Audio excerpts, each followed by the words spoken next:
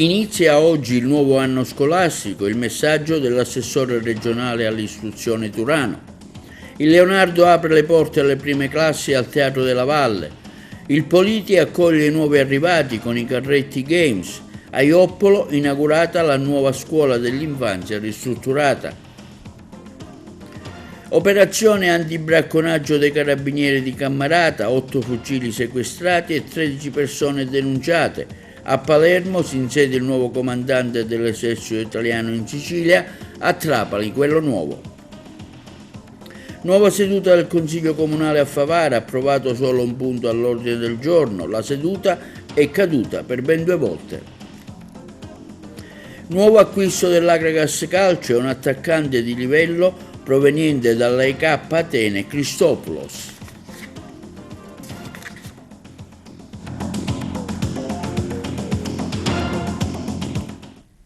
Buongiorno, benvenuti con l'appuntamento odierno di TV Notizie di giovedì 12 settembre. Sentiamo il messaggio dell'assessore regionale all'istruzione e alla formazione professionale Mimmo Turano per l'avvio del nuovo anno scolastico in Sicilia.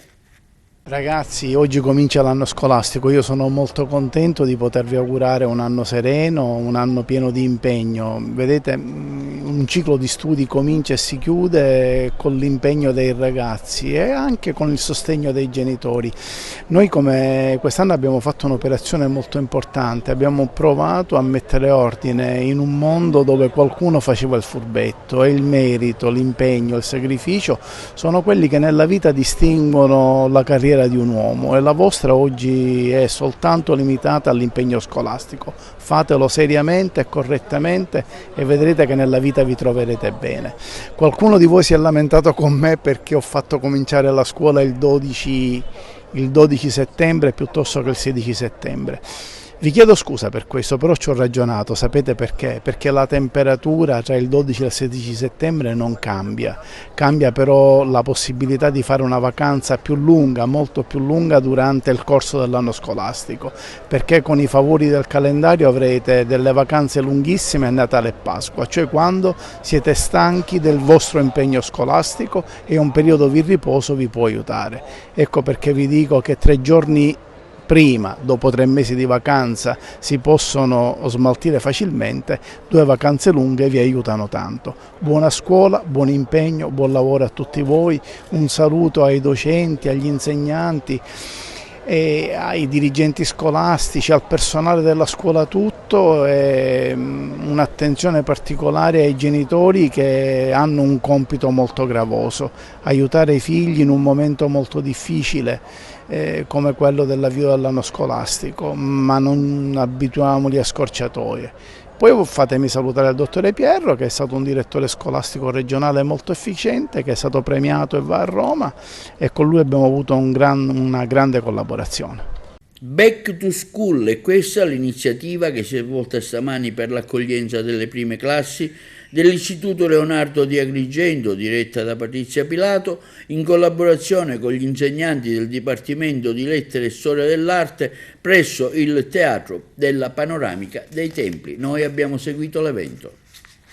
Back to School è questo il titolo dell'iniziativa che la dirigente scolastica Patrizia Pilato e gli insegnanti dei dipartimenti di lettere e storia dell'arte hanno fatto stamani con gioia dei propri studenti delle classi prime presso il Teatro Panoramica dei Templi per condurre un'esperienza immersiva che li orienti verso le proprie radici e la storia della comunità in cui vivono al fine di sviluppare senso di appartenenza, identità e rispetto per la propria cultura e per quella degli altri. Un modo insolito e bello e nuovo quello di iniziare l'anno scolastico qui alla Valle dei Templi per illustrare un po' il programma dell'istituto. Come mai questa idea, Presidente? Per testimoniare che per noi la scuola non è fatta solo di aule e mura, ma è fatta anche di contesto, quindi iniziare oggi questo percorso per i nuovi liceali nel territorio significa permettere loro intanto di condividere quella che è la nostra ricchezza, quindi partendo da questa consapevolezza inserirsi nella comunità del Leonardo, che è una comunità aperta al territorio, una comunità che promuove costantemente il territorio, una comunità che cresce ispirandosi anche al territorio. come affronterete il nuovo anno scolastico in virtù anche delle nuove norme? Il nuovo anno scolastico ovviamente sarà sempre all'insegna del rispetto delle nuove norme che il Ministero propone, delle nuove opportunità che chiaramente cogliamo come abbiamo sempre fatto, ma anche dei propositi che già abbiamo programmato e continueremo a progettare assieme ai nostri dipartimenti per confermare l'innovazione e lo slancio innovativo di questi anni, ma per rilanciare per il futuro attraverso altri percorsi. I ragazzi affronteranno l'anno di Agrigento 2025, una cosa effettivamente molto bella e molto singolare e molto particolare, quindi sì, anche il vostro istituto si sta preparando a questo. Ma noi diciamo che siamo all'interno del primo dossier di Agrigento Capitale della Cultura, quello che appunto vinse poi all'atto della proclamazione, con un progetto che fa riferimento ai nostri padri fondatori, ma che diciamo parte da quella promozione dell'umanesimo tecnologico che è il fil rouge che abbraccia tutto il curricolo didattico del nostro istituto. Avete avuto problemi nell'organico? Superato? Noi sì, no, noi siamo diciamo quasi a posto, naturalmente le necessità dell'inizio dell'anno, ma non abbiamo grandi scoperture, attendiamo comunque ancora qualche giorno per completarlo. Avete altre iniziative di questo genere da fare? Certo, inizieremo ora, insomma, già a novembre cominceremo con la visita al centro storico, che diventa anche un momento per avviare il programma di lettere del biennio, come è sempre stato. Le è piaciuto? Sì, molto. Le parole dei professori sono state molto sensate, diciamo che mi hanno fatto capire che sono dei professori molto preparati e molto bravi, quindi non vedo l'ora di conoscerli a poco a poco. E tu? Da dove vieni? Da Agrigento, è stato abbastanza emozionante, le parole dei professori mi hanno colpito tanto e si vede che sono persone preparate. Una battuta anche a te? Allora, da dove vieni tu? Io vengo da Porto Empedocle, provincia di Agrigento. Un po' più alto? E anche per me le parole di ogni insegnante sono state edificanti perché ci hanno permesso di poter comprendere meglio quale sarà il nuovo percorso che inizieremo e spero davvero di poter partire bene questo nuovo inizio di liceo. Tutti i nostri incontri, tutte le manifestazioni con un unico urlo, secondo voi qual è? Viva Leonardo! Chi l'ha detto? Bravissimo, chi sei tu? Chi sei tu? Andrea già sa come si deve comportare da leonardino. E anche presso il Liceo Politi di Agrigento attività di accoglienza oggi per le prime classi con una iniziativa singolare denominata Carretti Games in collaborazione con l'associazione Panica Musica, l'evento. Oggi giorno di accoglienza per le prime classi con un'iniziativa sicuramente molto bella che ci riporta un po' alla nostra giovinezza, che sono i famosi carrettini. Sì, assolutamente, in realtà è l'accoglienza che continua già dal giorno 9 perché la prima campanella per noi è suonata il lunedì 9 settembre. Questa iniziativa l'abbiamo voluta fortemente perché sta creando sicuramente un momento molto gioioso, molto festoso e un'accoglienza diversa da quella che finora è stata espletata. Anche perché quest'anno stiamo attivando tutta una serie di novità rispetto agli anni passati, dal punto di vista innovativo per quanto riguarda le attrezzature tecnologiche, la creazione di nuovi laboratori, di aule immersive, attività digitali, aule digitali, insomma, che siamo riusciti a creare grazie anche ai finanziamenti del PNRR. E inoltre la novità importante di quest'anno è l'attivazione del nuovo indirizzo, del nuovo corso di studi, indirizzo artistico, che sta decollando abbastanza bene, insomma speriamo che possa anche in futuro crescere. La scuola in verità, la prima campanella è suonata già lunedì scorso, abbiamo pensato che fosse il caso, ragazzi, di impegnarli in ulteriori attività di accoglienza. Quindi dopo l'accoglienza in aula magna del primo giorno, oggi abbiamo dato avvio ad un torneo, Carretti Games, che nasce in collaborazione con l'associazione polisportiva musicale e dilettantistica Panica Musica. A dire il vero sono loro ad avere dato avvio alla tradizione nel centro storico dei Carretti Games. Quindi grazie alla loro collaborazione questa iniziativa oggi si sta svolgendo nell'atrio della nostra scuola, impegna a turni e in competizioni a staffetta tutte le classi prime dei nostri indirizzi, quindi lo scientifico STEM, lo scientifico opzione scienze applicate, le scienze umane, l'economico-sociale e la nostra novità da quest'anno che è l'indirizzo artistico del liceo artistico. I ragazzi nel corso di questo torneo dovranno superare delle prove sia di abilità fisica ma anche che mettono alla prova le loro conoscenze di cultura generale e al termine della mattinata assieme al responsabile di Panica Musica Giorgio Patti consegneremo la targa alla classe vincitrice. Queste iniziative di accoglienza proseguiranno anche la prossima settimana con ulteriori tornei, con delle uscite didattiche nel territorio per consentire ai ragazzi di conoscere la città di Agrigento.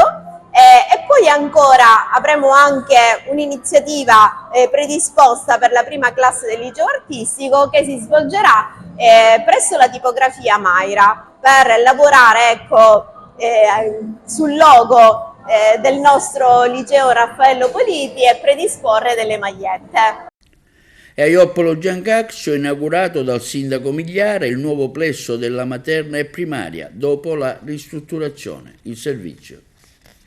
Alla presenza della dirigente Antonella Argento, del parroco Dondino, del comandante dei carabinieri Massimo Campagna, si è svolta l'inaugurazione del plesso ristrutturato e ammodernato della scuola dell'infanzia e della primaria di Ioppolo Giancaccio. Un progetto, afferma il sindaco Migliara, voluto e iniziato dall'amministrazione Portella, di cui io sono stato il vice sindaco e portato avanti con determinazione e impegno da me e dalla mia squadra.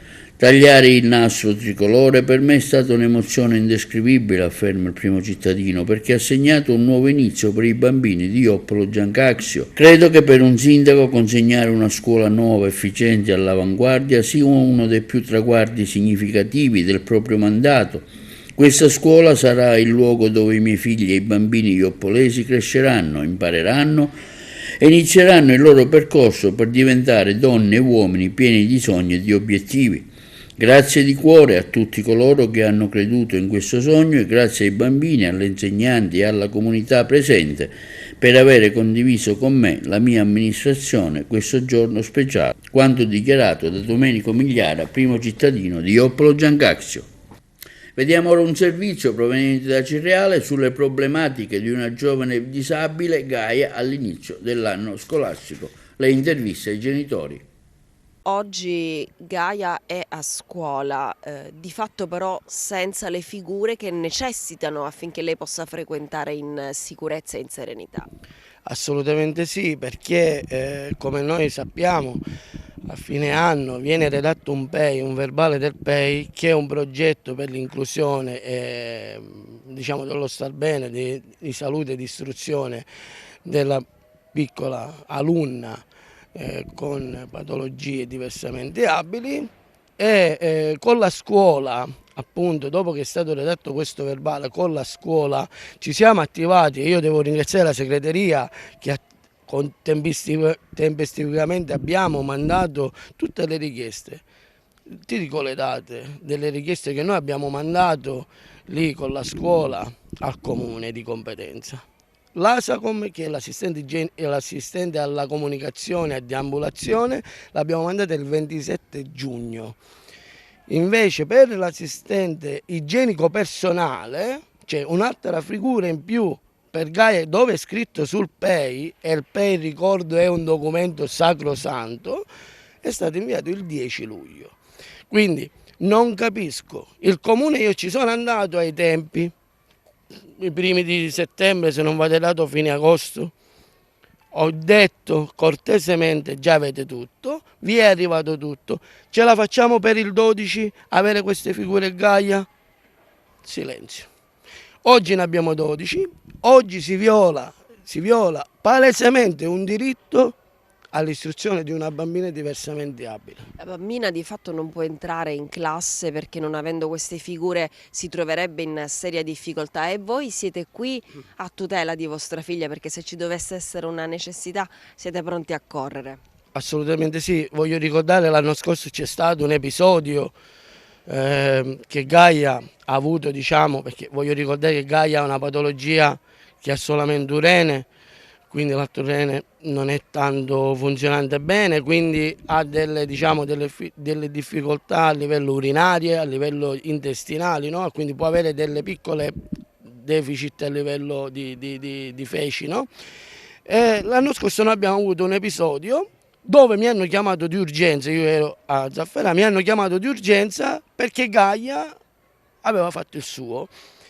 Non poteva essere toccata, assolutamente no? Non poteva essere toccata, assolutamente, perché c'è la maestra di sostegno, l'ASACOM, non sono autorizzato a toccare Gaia, infatti io quando sono arrivato qua con mia moglie abbiamo trovato Gaia in un angolo sporca. Da lì io ho attivato il mio legale, però ho avuto disponibilità dalla preside, abbiamo avuto un piccolo chiarimento e da lì è passato già un anno con tranquillità, anzi pienamente sostegno. Voi volete evitare che vostra figlia si trovi davanti a situazioni che ne minino in qualche modo la dignità?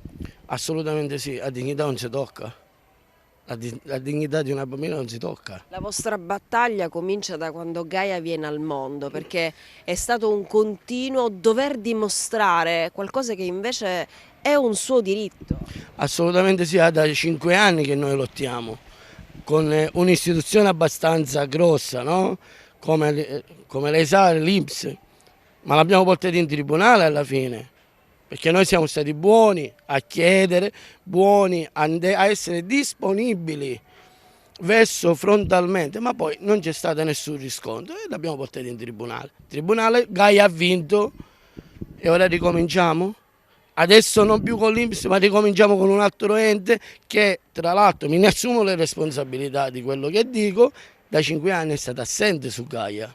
Voi oggi vi muoverete da oggi anche attraverso vie legali nei confronti del comune, cioè pensate di chiedere i danni visto che vostra figlia attualmente brancola nel buio a scuola?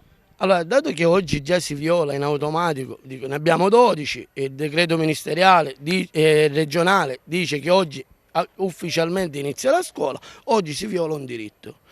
Violando un diritto specialmente di una bambina minore diversamente abile, io già ho contattato il mio legale e penso che il mio legale già sta attivando tutte le procedure a livello legale, perché andare con le buone mi sa che non funziona più. La scuola ha le mani legate, voi avete un buon rapporto La scuola il suo passaggio l'ha fatto. L'ha fatto nella tempistica che io non credevo che venisse fatta in questa tempistica, cioè ricordo il 27 giugno, neanche il tempo che finisce la scuola, e il 10 luglio, quindi la scuola io li ringrazio in merito a questo. Poi ovviamente giustamente c'è chi fa orecchie da mercante e chi ancora abbandoniamo nel buio. L'appello al comune, di appello ancora bisogna parlare. Sì, ancora noi dobbiamo continuare a dare degli appelli a chi di competenza e loro devono andare avanti, sia il comune che altri enti, devono andare avanti con gli appelli verso i genitori, verso i cittadini, no? Di dire svegliatevi, vedi che ci sono delle problematiche, affrontiamoli, non riuscite a capire certe determinate cose, noi siamo genitori, siamo disponibili a un confronto, cioè a stare accanto, a vedere, diciamo, di risolvere insieme, ma quando non c'è nessuna collaborazione, anzi dirò di più che l'ex assessore del comune di Zafferana, l'avvocato Cettina Coco, dove io la ringrazierò sempre, che è stata sempre disponibile per quanto riguarda i diritti dei bambini diversamente abili, me ne costa a me personalmente. A Cammarata, eseguiti dai carabinieri, controlli antibricconaggio, 8 fucili sequestrati e 13 persone denunciate all'autorità giudiziaria. Si è conclusa in queste ore l'operazione denominata Trinacria 2024 del reparto operativo sezione operativa antibracconaggio e reati in danno agli animali del raggruppamento Carabinieri CITES di Roma, coordinata dal Centro Anticrimine Natura Carabinieri di Agrigento, con il significativo supporto della Compagnia dei Carabinieri di Cammarata. L'operazione è stata condotta nel territorio montano di Cammarata, volta a reprimere fenomeni di bracconaggio nei territori che ricadono all'interno di aree protette. L'attività si è conclusa con il deferimento alla Procura della Repubblica di Agrigento di 13 persone per l'esercizio della caccia con mezzi non consentiti, porto abusivo di armi, attività venatoria in periodo non consentito e ha portato al sequestro di 8 fucili e 2 esemplari morti di cinghiale che saranno avviati ai servizi ASP per gli esami obbligatori quali la profilassi per la peste suina. L'attività è stata frutto di diversi appostamenti, controlli nell'arco di una settimana. I punti caldi del bracconaggio italiano vedono impegnati numerosi militari del Comando Carabinieri, unità forestali, ambientali e agroalimentari in superficie di campagne antibracconaggio a tutela del patrimonio avifaunistico dello Stato. E a Trapani si è insediato il nuovo comandante dei Carabinieri, Carrozzo. La corrispondenza da Trapani. Una piaga, e i dati sono allarmanti di questo territorio, di questa provincia. Un'altra piaga, oltre alla criminalità organizzata, Cosa Nostra, abbiamo sentito il primo obiettivo suo da percorrere. Un'altra piaga, dicevo, è gli stupefacenti, il consumo degli stupefacenti soprattutto nelle fasce minorili. Ma guardi, allora io credo che il problema degli stupefacenti sia un problema generalizzato su tutto il territorio nazionale. Ovviamente mi sono insediato lunedì, ancora questa percezione, questa sensibilità io ancora non l'ho acquisita. Sicuramente faremo degli approfondimenti con tutti quanti i miei collaboratori per capire qual è la situazione anche nel settore degli stupefacenti.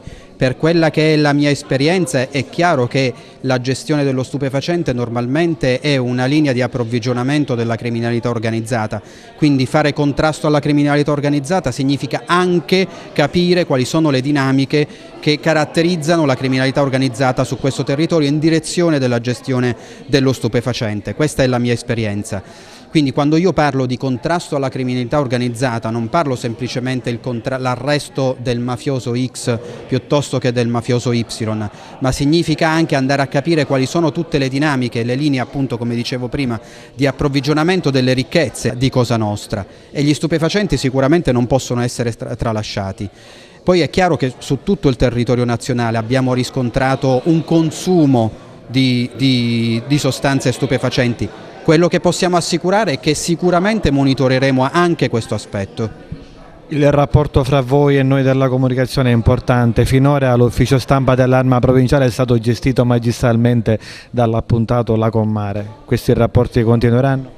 Assolutamente sì, dicevo prima, la stampa per noi è garanzia di democrazia. In un rapporto bilaterale Stato-stampa deve viaggiare un clima di assoluta lealtà, perché attraverso questo clima di lealtà si può raccontare alla cittadinanza esattamente quello che è successo, quello che sta succedendo, e da questo dipende moltissimo la percezione di sicurezza della cittadinanza. Per noi è un obiettivo fondamentale. Lei arriva da un'altra città di frontiera, Trieste, e adesso approda un'altra città di ingresso. Sicuramente a Trieste c'era un problema importante di migrazione per via terrestre, quindi dalla rotta balcanica.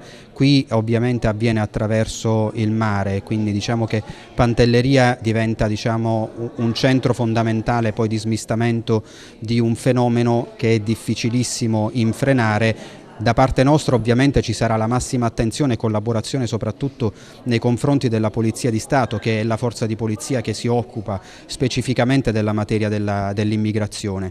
Da parte nostra ci sarà tutta quanta la collaborazione, perché il nostro interesse è quello di creare, come dico sempre, sicurezza sul territorio.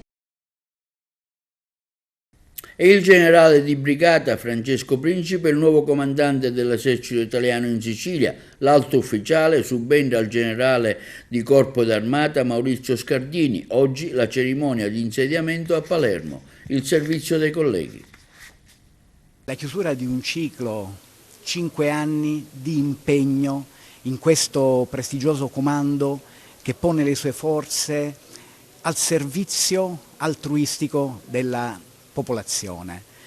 Ci sono stati momenti più complessi durante il Covid, nei quali abbiamo gestito aiuti alla popolazione, l'aiuto per esempio a 3.300 famiglie per portare proprio viveri in quel periodo durissimo, la sanificazione delle strutture, la vaccinazione con proiezione verso i luoghi dell'interno della Sicilia di circa 250.000 vaccini con 13 team provenienti da Roma. Ma ci sono stati anche momenti bellissimi, come il Forum sulla pace, nel quale abbiamo portato qui 50 nazioni, abbiamo fatto stare assieme ragazzi che studiavano dei metodi pacifici di risoluzione delle controversie.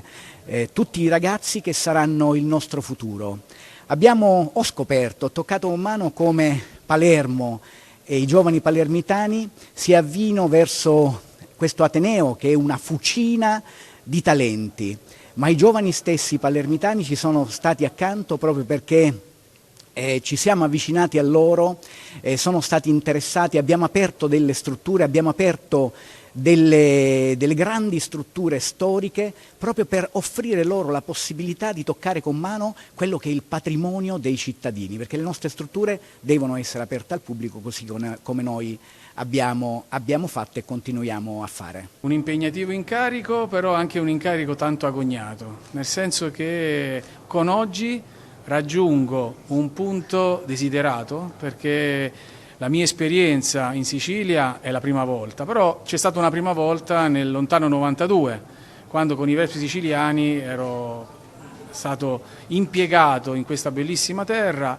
e dopo pochissimo tempo ho avuto modo di apprezzare tutte le potenzialità e la ricchezza della stessa. Quindi grazie del benvenuto che mi è stato dato in queste 24 ore e vivremo una bella esperienza insieme. Se dovessimo parlare brevemente di propositi.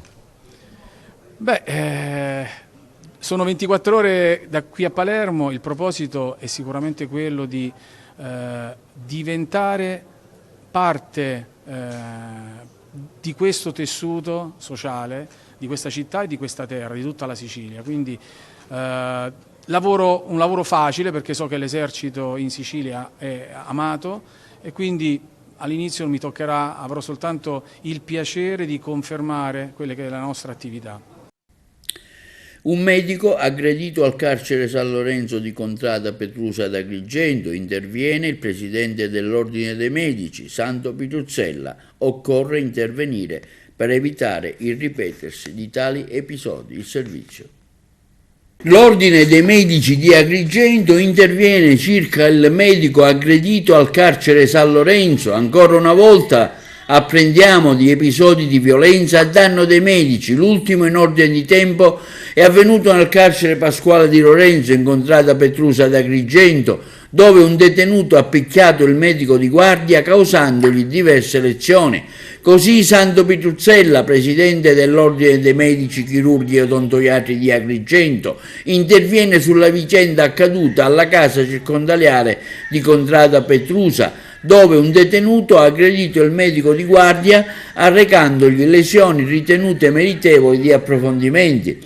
Purtroppo, continua il presidente, i camici bianchi continuano a essere nel mirino, negli ospedali, nelle carceri e non solo nell'Agrigentino, tant'è che il presidente Filippo Fanelli del FNO Miceo e il segretario Monaco sono intervenuti in diverse trasmissioni televisive nazionali. Riteniamo sia urgente e necessario intervenire affinché tali episodi non abbiano più a verificarsi. Cogliamo l'occasione per ricordare ai cittadini che il medico è sempre a fianco del paziente a salvaguardia della sua salute. Linea alla regia per la pubblicità.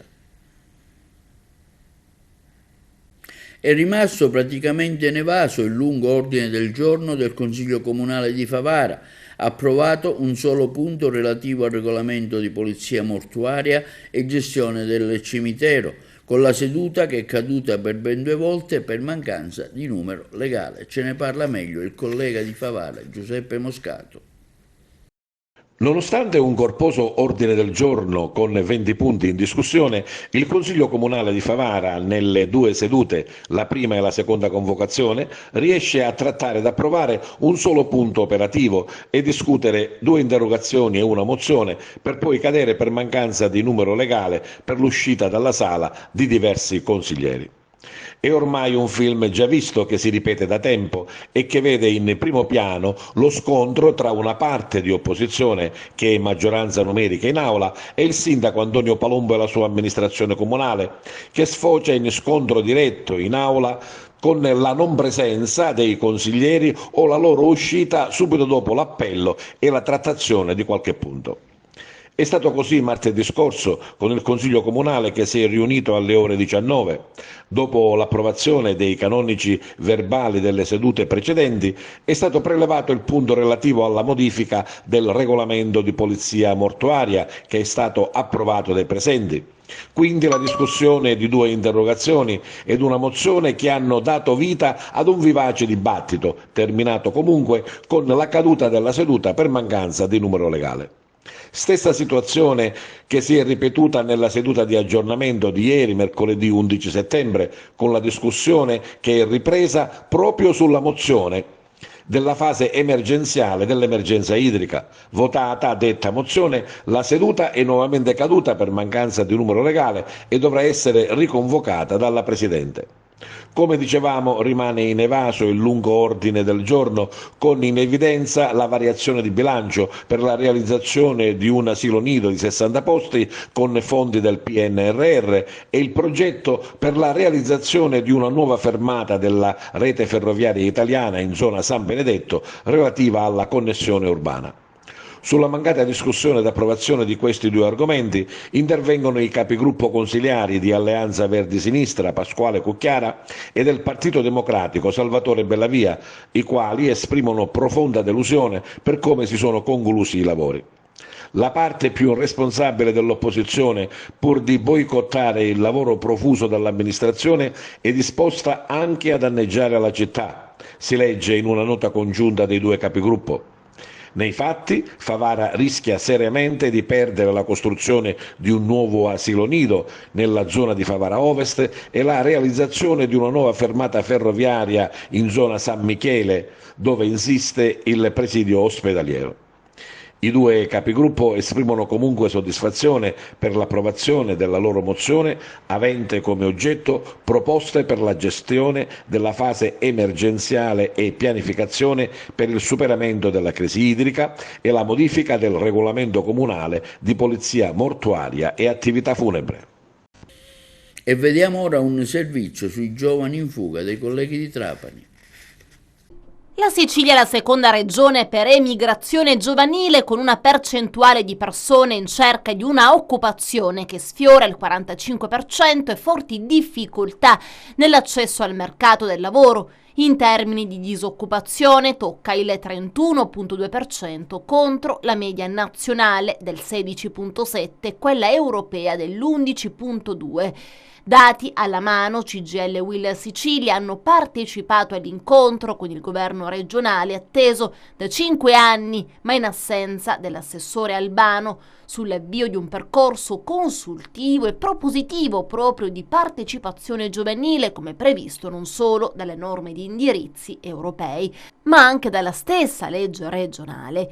Garanzia Giovani 2 è stato un flop, adesso l'obiettivo, affermano infatti i segretari regionali Gabriella Messina e Giuseppe Raimondi, è il pieno coinvolgimento di tutti i portatori di interesse sulle politiche da mettere in campo per i giovani. Non vorremmo infatti fosse l'ennesima occasione mancata, è necessario intervenire subito. Raimondi spiega: ogni anno circa 50.000 giovani vanno via dalla Sicilia non solo perché non trovano lavoro, ma perché quando lo trovano è spesso sottopagato e senza nessuna prospettiva di avanzamento di carriera. Il contratto di apprendistato, quello più utilizzato sino a qualche anno fa dalle aziende, è stato sostituito dal tirocinio, che come è noto è una politica attiva al termine della quale non segue poi un'assunzione stabile. Anche le politiche europee sui NEET non hanno avuto avuto successo. Ad esempio, continua ancora il sindacalista, in Garanzia Giovani 2 solo 5.000 giovani hanno beneficiato delle nuove misure a fronte delle 160.000 adesioni registrate per Garanzia 1.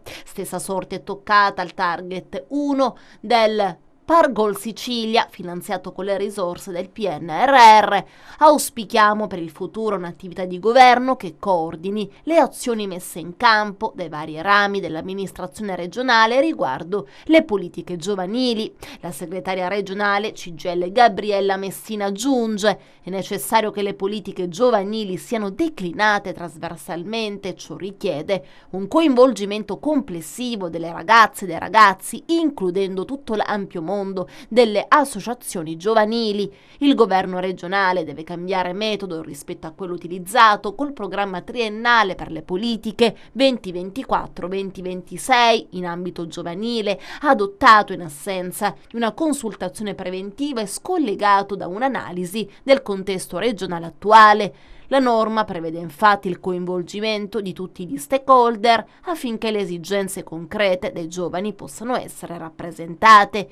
Chiediamo al governo Schifani, concludono, di tenere conto di tutto ciò, garantendo a quei giovani che oggi rischiano di pagare il prezzo più alto dell'autonomia differenziata che le loro legittime aspettative di un futuro migliore nella propria terra non vengano tradite. Da oggi fino a domenica prossima i cantieri culturali della ZISA a Palermo si trasformano nel cuore pulsante della cultura del fumetto con il ritorno del Comic Convention giunto alla sua 9ª edizione. La corrispondenza da Palermo. Dopo tanti anni qui a Palermo ormai la città, come hai detto tu stessa, ci ama. Siamo entrati nel cuore dei palermitani, da evento per appassionati siamo diventati un evento per tutti.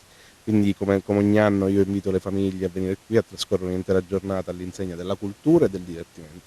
Ecco, a proposito di cultura, negli anni è aumentata la cultura del fumetto? Assolutamente sì, fortunatamente qui a Palermo c'è anche una scuola del fumetto molto importante che ha sfornato talenti che oggi lavorano per le più grandi case di produzione e case editrici, anche oltreoceano, penso a Marvel, a Disney. E non solo, qui si fanno sempre mostre, ci sono attività tutto l'anno, insomma c'è sempre fermento legato al mondo del fumetto. Abbiamo centinaia di panel, incontri, proiezioni durante questa 4 giorni e soprattutto un parterre di ospiti che viene da ogni parte del pianeta, dal Giappone, dagli Stati Uniti, dall'Inghilterra, dall'Italia, insomma da ogni parte veramente. Siamo veramente contenti di aver sostenuto e supportato questa manifestazione. Quest'anno ha come obiettivo, dicevano gli organizzatori, di avere almeno 50.000 visitatori, quindi capite bene cosa vuol dire avere 50.000 visitatori a Palermo, e mi fa piacere anche che ci sono tanti espositori, circa 200 espositori, perché questi momenti sono momenti importanti in cui si instaurano importanti relazioni commerciali, si cresce, si porta avanti una certa cultura, una certa tradizione. E poi soprattutto è bello ricevere 50.000 persone a Palermo che vengono da tutta la Sicilia e anche dal resto d'Italia. La 9ª edizione e questo indica che Palermo ha accolto con grande entusiasmo questo evento. L'obiettivo ovviamente è quello di diffondere ancora maggiormente, soprattutto tra i giovani, la cultura del comic e questo genere che ha origini antiche, che si attualizza ed è certamente un ottimo veicolo di trasmissione anche di cultura. Presentata la 2ª edizione del Sud Innovation Summit a Messina, sentiamo il primo cittadino Basile e Roberto Ruggero, il fondatore dell'evento.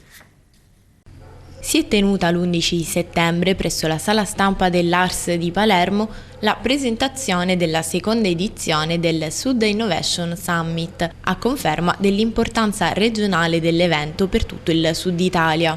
Dopo il lancio ufficiale a Messina, la scelta di presentare anche a Palermo sottolinea l'obiettivo di coinvolgere l'intero territorio meridionale in questo appuntamento cruciale per l'innovazione e la digitalizzazione nel Mezzogiorno.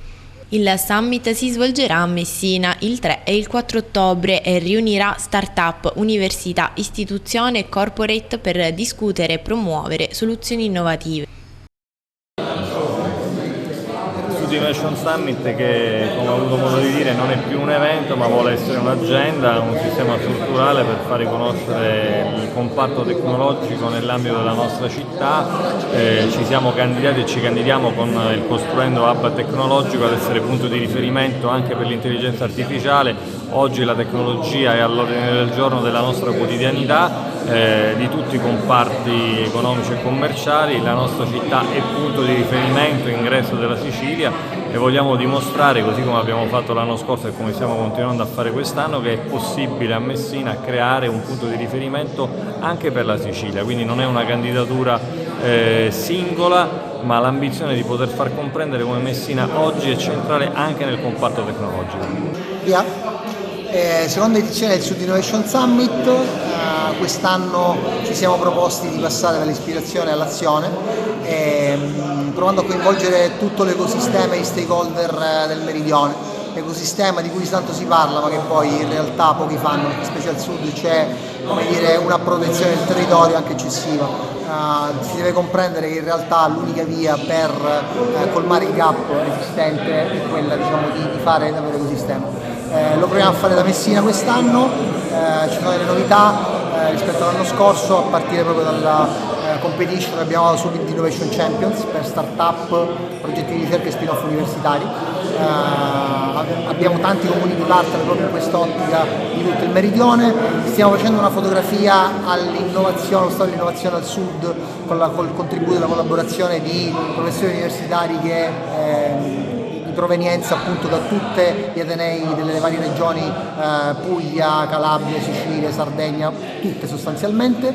Avremo le corporate che anche quest'anno parteciperanno, sia per raccontare come stanno facendo innovazione in generale, sia per dirci un po' come stanno facendo e cosa stanno facendo al sud. Avremo il contributo anche per capire appunto, perché ci diciamo col rapporto dove siamo oggi, poi ci facciamo raccontare dalle banche, quindi in forma privata, come possiamo finanziare il futuro e quindi migliorare la fotografia che faremo e con cui apriamo il summit, ma anche dal punto di vista delle istituzioni, quindi avremo Cassa Depositi e Prestiti, Invitalia. Come dire, stiamo cercando di mettere in filiera e raccontare attraverso diciamo, questi interlocutori quello che il Meridione dovrebbe fare. Il summit quindi deve essere un momento di confronto, insomma, per il Meridione. Accendiamo i riflettori anche sulla città di Messina, che appunto ospita il summit per la seconda edizione. Passiamo ora allo sport. Preso un nuovo giocatore da parte dell'Akragas, si tratta del greco Christopoulos, proveniente dalla AEK Atene, è la prima punta ma può ricoprire tutti i ruoli del reparto offensivo. Sentiamo il collega Carmelo Lentini. L'attaccante 24enne greco Eftimios Christopoulos vestirà la maglia biancazzurra dell'Akragas. Il giovane originario di Patrasso ha infatti firmato per la compagine dei Templi e si trova a disposizione del tecnico Lillo Bonfatto. L'operazione è stata portata avanti e completata dal DS Peppe Cammarata, che lo ha pescato dalla EK di Atene. Classe 2000, e Christopoulos è una punta centrale che ha militato con la nazionale greca Under 21, totalizzando 12 presenze e un gol delle qualificazioni nel campionato europeo. Nel massimo campionato greco con la maglia della EK Atene ha collezionato 10 presenze. Ha fatto parte anche della primavera della EK Atene, partecipando all'UEFA Young League e realizzando praticamente 26 reti con 55 presenze.